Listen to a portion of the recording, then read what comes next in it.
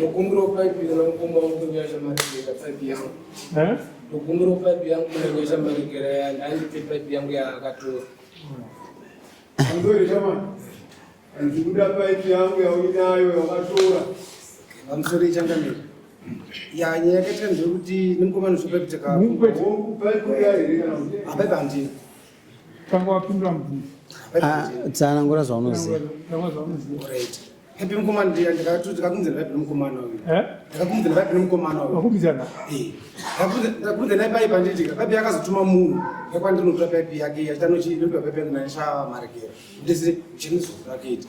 Ngacha kwandiri akashaka ndiri kumba pipe nanisipa kwenda mapipe. Akaya kwauri ndiani? Meni. Meni. Mwana wangu meni. Mwana akasiri meni mbuni mwana wake ndaka kwandiri. Mabva kupini? Kuchikora. Eh. Mwana kwandiri akashaka ndiri kumba ndisipa kwenda mapipe. Totanochimba mudirector. Iyo chitaze china kwenda unofuruma chitina ndokunichi ne pipe. Pipe ukasvika unofamba ndakamudirector akati munge muchibage mukano muchibage nekuichi. Unoona chi pane pipe. Ndobvata tsano zvinogona kundisa kuti mapipe akawanda kuita zvidiridzika. No iyo unoona muchi wemunga iwoyo. Anokuti dzichipa ne pipe iwayo. Kutora pipe chiyo kudayo anzaura ichi. Ngoma ndo kubva aenda musiwoyo. Ndasera chimangwana rachona zora ndokuda ndichinodira mvura. Ndisvika kuenda kana pipe pasina pipe yangu inini. Ngira muchina pamunina ndobata ndinoze kunasera sekuru. Nomkomana chi ndakadata kuno akatora pipe yangu inini. Chine pipe yangu unoona kutora mutsinzuke naye. Sekuru akaenda usondobvatora pipe godesi uchibvadzo. Kwemkomano yakazodzokerwa naye. Yemkomana zvakaita zvokuti angakumbira mkomano ndiani? Ndimeni. Aiwa chibva uku kuti uku. Yakumbirwa nani? Aishanda tese. Yakumbirwa nani? Aya Uya inzwisisa. Uya apenge uyu. Ari kutada pipe alright. To make it very simple. Ndiri kuda pipe ya reporterwa nomukomana uyu. Wakakumbira kwauri. Tose yakadaro. Pipe reporter nomukomana kwandiri nini akatuma munhu kwandi ndakaromba. Akakumbira pipe ndiani? Ndimeni. Kuna mukomana uyu? Aya kuna mukomana uyu. Kuna mukomana taishanda tese pamwe chete. Iyo nzwisisa. Teerera kunobatsira. Mukomana akakwirira dare. Ari kuti ndinoda pipe yangu kubva kwauri. Handiti? Akakumbira pipe ndiani? Taishandidzana namukomo. Taishandidzana pane patadinitsira. Takava tachongokanganisana nemuridzi womunda papandi. Patabva mapipe patadonza pataisa kumba. Mukoma wangu mvoatora pataisa kumba kwawo mapipe. Mukoma wangu akamboatakura mapipe aya. Mukoma wangu ishumi. Waenda kumba. Mapipe yese. Vaenda kumba kwawo yena. Pambogara ari vazofunga zoenda kuchaya zvidhina. Vazviwa pipe mboenda naye kuzvidhina vasina kutaurira. Vakazontaurira kuti mwinina pipe ndakazoenda naye kuzvidhina. Akati hazvina kuipa muishandisai asi apo pandakuita kuishandisa ndipe pipe yangu ndakutenderedza. Mapanzwa manje. Saka ndopandida kuti mupindure. Kuti pipe yemukomana iri kudiwa iripi. Nyaya iri very simple kana 10 minutes azitori. Ape mukomana andipa inini pipe ndichishandisa nditi akazotuma mheni kuti ndinonupa pipe yangu namarekera. Ndona pamheni pipe. Mene wakaona kuti pipe yemwana yemukana wangu ndeishi. Munhu akamba mheni akapa pipe mheni ndiri vamunoti pamvura aripo. Ndakazipa mheni. Ndakasandiri kumba. Sasa pipe ipi? Watiwe pipe yakapuwa na kuti yakapuwa mheni. Mheni pakana pakapa ndakamudharekta inini. Wadati kwa mheni ukwenda kutua pipe. mene wewe hapa. Wewe ubva waenda kuyadika. Mina pipe isiyo. Aya akashadunda akadunda pamuzi ndangasipa. Acha kwa mheni.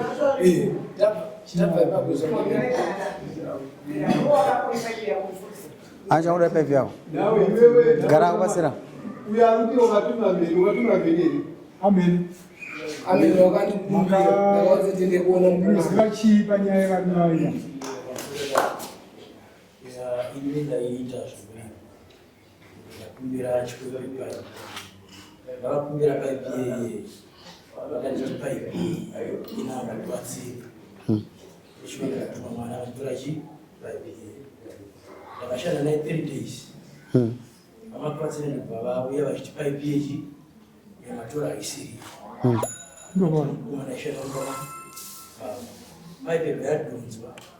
Yadzokera pavaishandira vachitiva pavo. Vakasarisa chikudiridza. Vadazo musiona nguvana mati. Apa kutengesa chi paipi ndatenga yangu kuti aisingabviri chi pamunda asi yangu atuma mukomana aishanda kumakwaro ikatsinzika Muva. Wakatuma mwana bva madzorera paipi yayi. Saka manje. Manzwa mukuru. Saka mimi chichitaura manje. Koya uyu iri kupi manje. Zvakara ndezvokuti Mene adzorera paipi. Handizvozvo. Sama mene apa tada kumubvisa. Mene asina nyaya ka. zvakara ndezvokuti pamusoro changamira. Ai teerera. Mene asanangura kunzwisisa. Achine nyaya here pana. Chakati kuti mene asi akakutora paipi. Mwana wake ndakapandika. Paipi akatora mwana wake. Makazoiteera ka. Makaitora bhegi ka. Saka mene sumuka.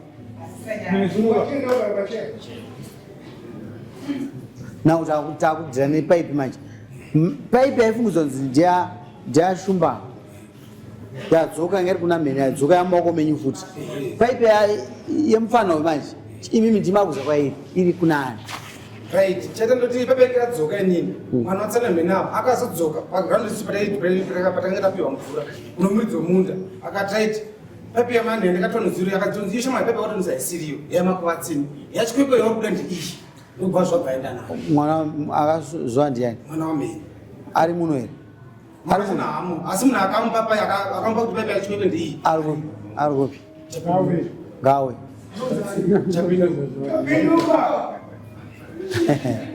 Mukomana ka. Muda mana uyu yala paipi yayi. Uyu haisi chapinduka zvidhina here.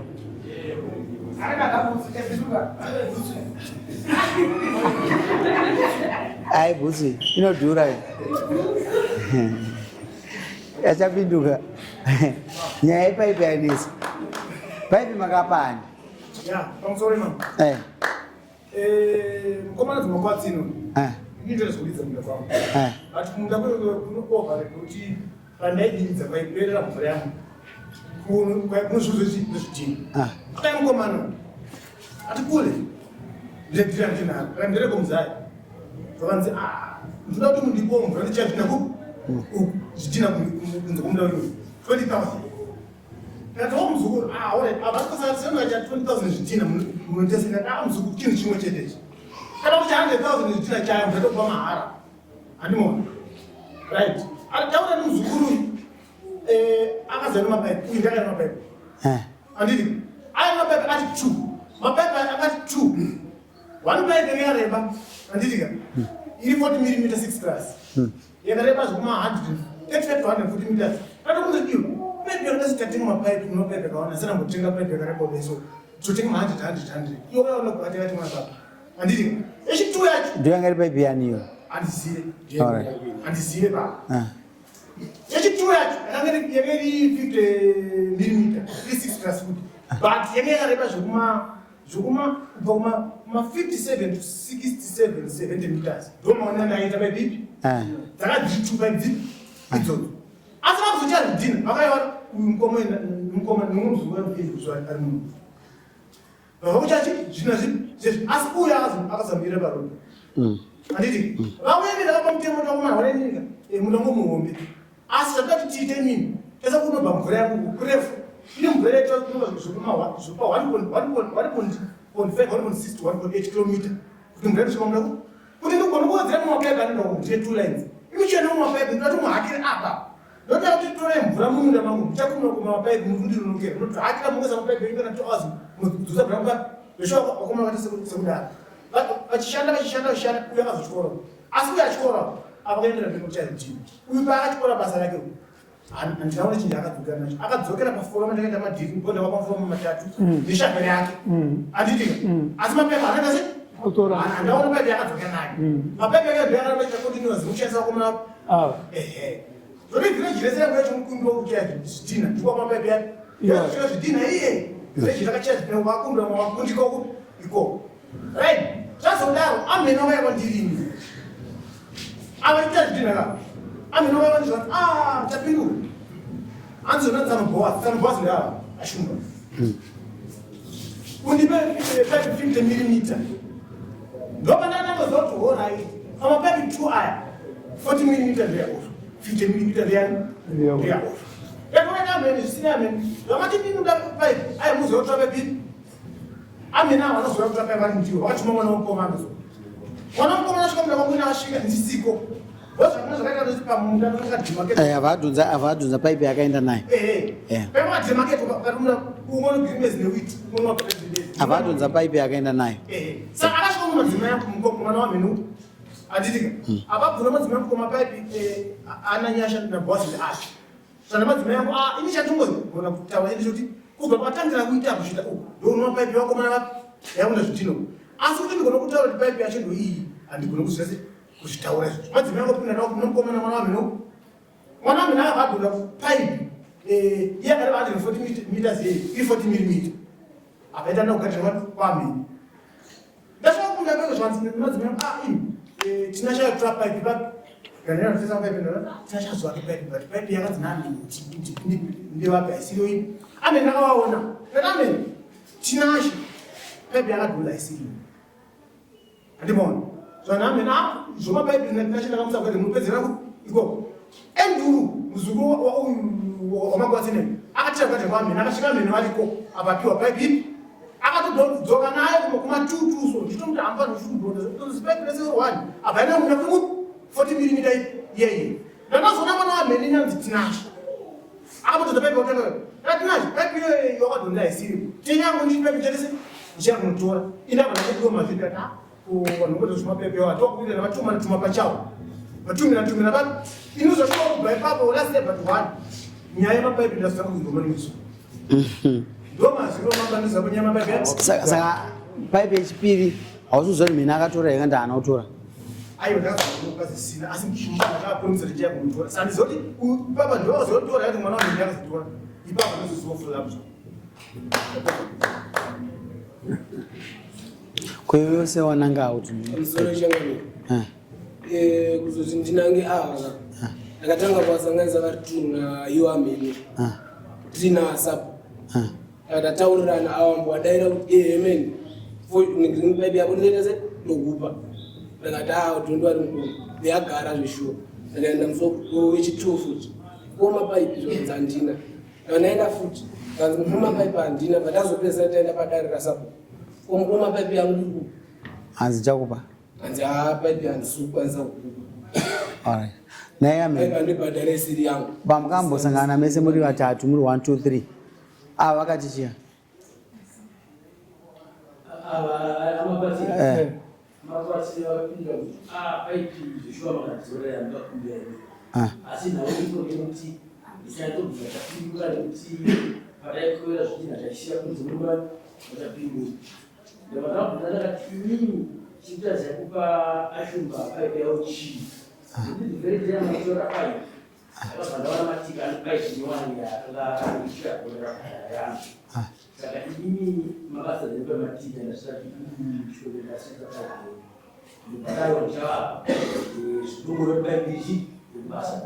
hanzi chavapa alright nyaya yaenda kuna sabhuku here wagudu taura chinzi paipi yakanzi chadzoka here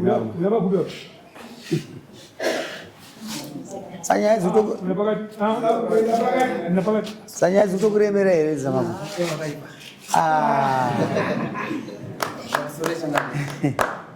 ichokwadi nawo paipi yasvikawo munzeve dzangu ikauya naBhoasi Chikweko funga nyaya yasvika takaenda isusu naBhoasi neni tikunotsvaga mhene tasvika pad shuwa naiwo nyanyashata resi takasimusa vese tavasanganisa paground paipai isusu mhene pamatsananguro akaitwa takanguritsa semaburitsira amamita pano takaoti mhene haana nyaya inotingati tingatochikikisana na mhene asi patakasiyirana ipapo takasiyirana shumba vachiti ini zvakaita mani ndichazonoverifya kuna achapinduka ndoti paipi wachapinduka kokoko haana here paipi iyo ndakanasama paipi saka paipi yemunhu tikuidayo apa nyaya amuridza paipi ndiwe dzura paipi yechi yomuridzi tataura asi padara tachigara makomana asabhuku paipi yenhanhasi asirase yauya ndifunga ndakazomuona futi makwadziko paipi amakwatsi ati achini handikwanise kubhadhira paipi yatisina kutora ndopatangira mahwani ndikati amai Chikweko we ndo nyaya yako kuya mahwani baichadikana inini ndegari ndakuda kumutsambi noabiyangu pamwe ndinomuona wangu kuona zitirizvo zvinoti 7 topedzera Magara meeting- kumutsambiwakakwira dare wakwira dare manje chakandinetsa ndochokuti statement dzakataka kusiyana through tapakati padare vakutaura kuti inini paipi ina mhenga dzosera kuna mhenga futi ataivapapepa imweni pepa yakatawira mchiti paipi muvheri muchatsvaka chandinetsa kuti panapa futi uyu Spencer wacho ainzi akaita kuona ainzi vatwa mari muzuru isi vakataura naava pano 10 months asi vakati promisa ndakaenda kuona Spencer vaitinga vakaenda musiwo asi pano 10 months tataura nyaya iyo ushu saka nhasi manje chandinetsa kuti Spencer wacho uyu kudare kwedu isusu haana kumutaura kuti ndina utesi wangu haana kutaura nyaya iyoyo tashamisa munhu kuna Spencer munhu chapinduka auya munomu saka taita step 2 mastep matsva alright mazozo taura chapinduka chapinduka apa ati paipi inani aiti paipina saka tipedza kuti saka tikarama mine zvedu zvakatawo Alright. Engenge reba chii pipe yako? 100 meters 100 meters. Ari mamilimeter mangani? 50 Hii 6 class 6. 10 months. Unozoenda mari. Mari yao westa chuya kudari. Angadai atenga pipe. Pipe hiyo inoita $45. Vataresa wagara pa 10 months. Ngoda wadzurira pipe. Class G. Class 6 ili 40 mm. 50 50 mm. Enda 65. Still. Mari wabhadhara idare iwewe. Panguva yese ndikumuudza kuti vanhu vane kamweke kuda kungodetsana munharaunda. Kanoweke minyonga, kanovhiringa, kanongooma musoro, kongooma musoro. Maindi akazvitsitsirira unofa unoshaya ruzivo. Wakaramba kufunga. Baba vaisire 100 meters by 40 mm class 6 replacement. Tunoida musi wa 16. kondokumbira mari yangu idare vakuna sabu Aiwa. Handinoda paipi. Ndatoda kumbotiwo 1. paipi yako Chimbomira iyo. Akukumbira inini chakuudza. Zvukugodzorwechi. Mavaisira? ndaita Ibva maenda padara. Endai muri tupa. Ubva watoa chichemo chako. Uyu anoda kudzorerwa mari yekufamba kwaita. Usaome musoro kana uri kunharaunda. Kuri chipa kudhirana sabhuku. Zviri izi. Masabhuku kana ari munzvimbo vanokubatsira kuti nyaya dzita sei.